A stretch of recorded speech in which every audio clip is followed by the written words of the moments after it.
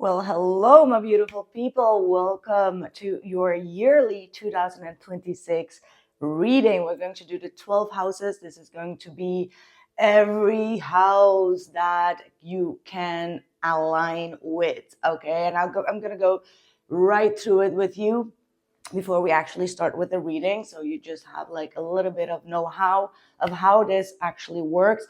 You can watch it as many times as you want, and also it's completely white behind me. I don't know if you can see it, but it's like winter wonderland here in Holland, and it hasn't been like that since 2021. So fresh new start, and it took some days, and I'm sure to feel that way too. Now, what we're going to do for each and every one of you, I'm going to go through the whole cycle of the 12 houses, starting from the first house and how that is going to impact you. So this is going to be a general start of what you can expect or what you need to know. And then in the second half of the portion, I will go into depth for your zodiac sign. And for those that want to go a little bit deeper, I will do an extended as well. Now, let's get started with how this spread works. So I'm going to go through all the houses, starting off with the first house, which is all about the self. It's all about how you present yourself to the outside world, your core individual self and your principles. Okay, that's like the Aries house is the first house, how you come across to other people. And this may actually have some radical changes as well. The way that you are fierce, the way that you put yourself out there, the way you communicate, and what you actually show the world. Okay, and this could be like a lot of radical changes that you make, or actually you can go a little bit inward. We're going to look at that with the tarot. Now, the second house is Taurus energy, and that's all about your assets. It's all about your luxury. It's all about like what you have in financial goals, how you actually move forward, making your practical plans towards the future, and what you will gain in terms of extra luxury, or even like the way you eat, the way you nurture yourself, and the way that you are tied to material assets in your life. Okay, so this is going to be very, very important. Now, the third house is obviously the house of Gemini, which all rules communication. It rules, I don't even know why I have these cards. It's just like for the 12 signs, but it's like most of us already know most of it, but still it's good to have a little bit of insight before you go into your zodiac depth. Okay, so this is all about your communication, your friendships, your siblings, the way that you are in social environments, all the things that will be changing in your connections and on social media, the way that you broadcast yourself, okay, the way that you will sharpen your communication with the people around you, but also internally, obviously. Okay, so it's all about communication. And then we have the fourth house, which is obviously Cancer. Okay, and Cancer is all about the home life. It's all about our emotional warmth, and we just had that Cancer full moon, and a lot of you may have felt that feeling of emotional safety. Where can I actually be myself on an emotional state? Are you allowed to actually feel in a certain way, or feel even emotions, or do you get rejected for that?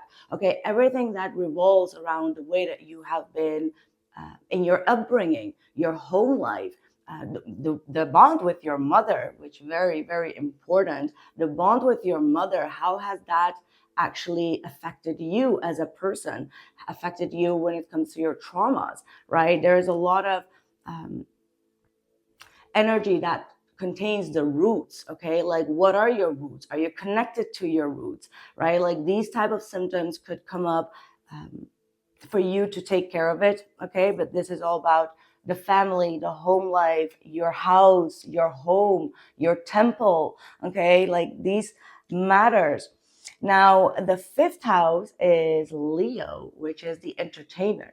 Okay, this is all about the passion, the love, the excitement, the being in the middle of tension, and what you do with that, right? This is very, very important. I remember that last year I had the Hermit coming out. It was like, I don't want to be in the attention, but still I got in the attention mode. But still, it's about how you actually wanted to live a non-entertainment life for others, for yourself, but still, you got a lot of wisdom out of it, right? So the fifth house, the lover, right? So we are going to check in with how passionate your connections is going to be when it comes to your love life as well. And well, yeah, again, performance, entertainment, and creativity is also going to be a part of that, but most likely it's going to be all about your love affairs and your love life. Right, then we have the sixth house, Virgo energy, which is all about your work, self-nurture, your daily routines, right? Your daily health, your well-being, how you deal with yourself, how you nurture yourself, your diet, but also your work discipline, right? How disciplined are you? How programmed are you? How, yeah, all of that energy is going to be talked about in your daily rituals, which also talks about your spiritual rituals. Okay, a little bit of water. Right, then we have the seventh house, which is all about your relationship with others, your contracts, your Libra energy, which is also about maybe people pleasing. How far will you go with pleasing people? All right. So this is all about like your marriage as well. Like if you are married or if you're going to get married, right? Like all the deep connections that really ask you to have a real commitment, right? Like real responsibility within that commitment. Okay. So that is going to be all about Libra, also all about like how well you maintain the harmony with other people, how socially harmonious you will be, right? And also, of course, justice and karma will be ruling the seventh house, all right? Now, the eighth house is all about intimacy, Scorpio energy that rules the underworld. And it's all about your transformation. Okay, like the depth of your transformation, shedding the old and going through that dark night of the soul, but also like being very attached to something that really is passionate to you, right? Like this is where you will feel the most when it comes to your energy and your passion and even maybe your addictions or your obsessiveness, all right? Like that type of deep energies will be highlighted in the eighth house, but also it rules money, it rules legacy, it rules the hierarchy, like things that are a little bit dark at nature, but those energies, the shadows that really transform you into a new and better person. That's when the phoenix rises. Okay, so yeah, it's all about that mystery type of energy, and obviously also the investments that you make when it comes to money, because Scorpio is very,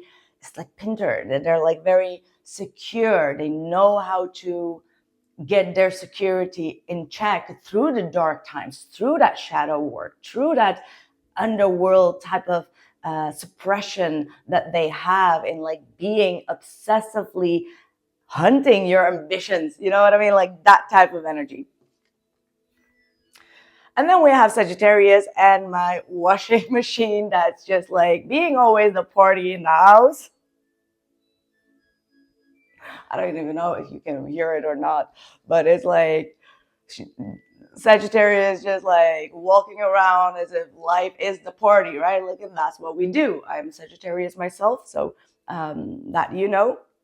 But yeah, that's all about expansion. It's all about your travel, it's the higher self, your higher wisdom, and everything that comes with enjoying things in the most positive way and being happy with just being able to philosophy, right? Like that's actually what makes us the most happy. Like obviously, if you really check if you are happy or not, when are you the most happiest? It's actually when you really can talk about like the deep stuff, the deep spiritual stuff, the psyche stuff, things that most people don't say. It's the truth seeker, right? Like the truth should be spoken, and Sagittarius will not fail at truth speaking. Matter of fact, if anyone that tries to call like a Sagittarius a liar is like, okay, well, your world is a lie if you think that a Sagittarius will lie, because their biggest flaw is to be open and honest and direct, right? So this is your directness and your movement. And honestly, we are just entering the horse season, or the horse year actually, which is all about momentum. And obviously Sagittarius, half horse, half human. Sagittarius, you better get things going this year. Okay, so anyway, this is all about your luck and, well, the way that you perceive life, and don't allow any form of negativity to get to you. Shake it off and move forward, right? So yeah, the wisdom of Sagittarius, the voyager, okay?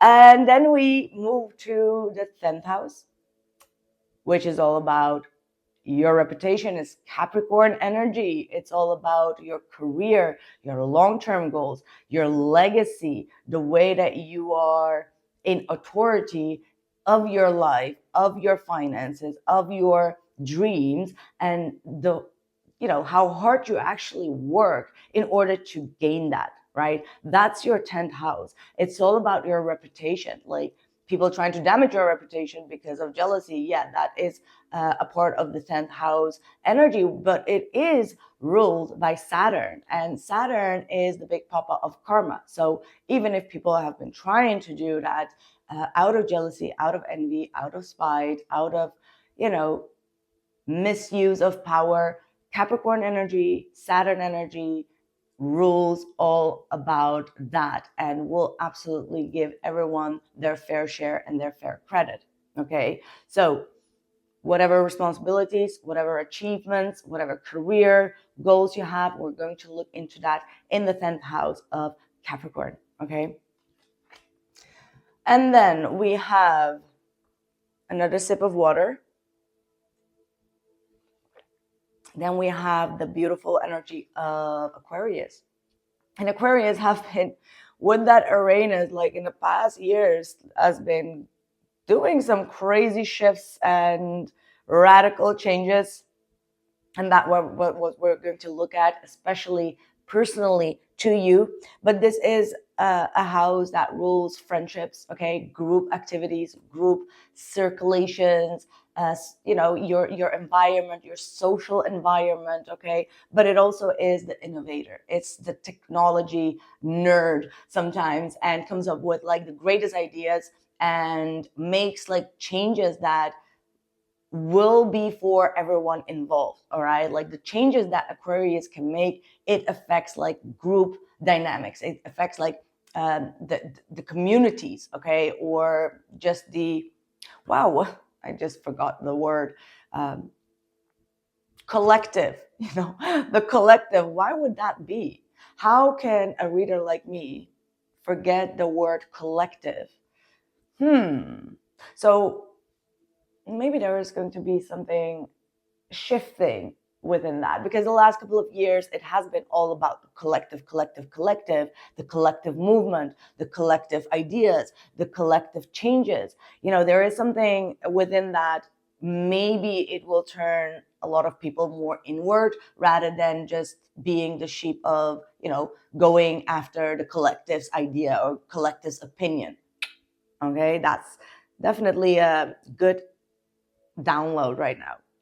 But yeah, communities, that's what you need to keep in mind. And then we have the Piscean energy. The Piscean energy, the dreamer of the zodiac, the always forgiver, the healer, the subconscious one, the one that nobody really understands, the one that is also always sensitive, the one that lacks sometimes a little bit of boundary, or the distinguished energy of like the good and the bad, the high and the low, heaven and hell. Like there is this polarity that's going on, right? Like that what we see also like in the Piscean energy, it's like the yin and the yang, right? So this is about your balance in the spiritual sense. It's all about your subconscious, your intuition, your third eye, your chakras, your way of connecting with the higher realm of spirituality, but also the way that you are compassionate first to yourself and then to others. First forgiving yourself and then others. So yeah, also rules the big karma, okay, the big baggage. What have you been dragging into 2026 that you needed to left behind? And that will be your sacrifice as well. We need to make the right decisions, right? What do we re-enter into our year of 2026? That is going to be a choice that will be ruling the whole year as well. That is also I want to say the garbage of the karma. Wow, that sounds another download. The garbage of karma. Why not? We're just, we're going through it. But yeah, your Akashic Records is also included in that. Your Akashic Records is all about the past life integration, your ancestral language, past life. Okay, what are you bringing into this lifetime that you actually need to resolve? And how do we know that we resolve that? It's when we keep on continuing to receive or get the same situations with different type of people. And instead of looking like, okay, why am I attracting that, or why does this happen to me, we actually go internally and in depth to actually heal that pattern and heal and release that karma, the karmic bonds. Yes. And your connection to spirit, your prayers, the way that you believe in God and the universe, the heaven, your manifestations, like all the things that you need from the subconscious world to stay anchored in this world, right? The meaning of life, the meaning of why we are here to complete a chapter. Wow, that was fun. That was really fun. And trust me, I didn't even, like, I haven't done this for quite some years, this one.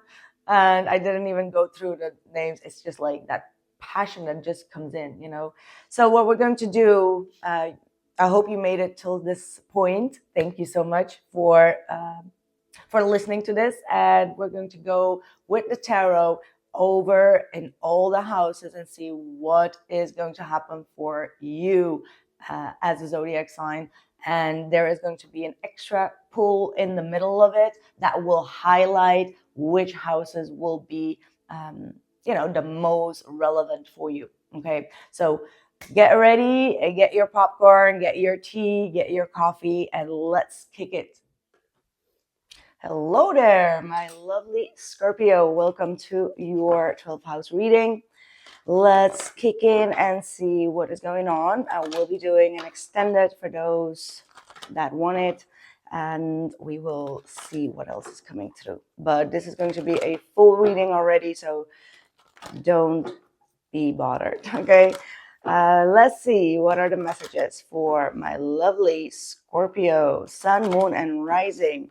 Starting with the first house.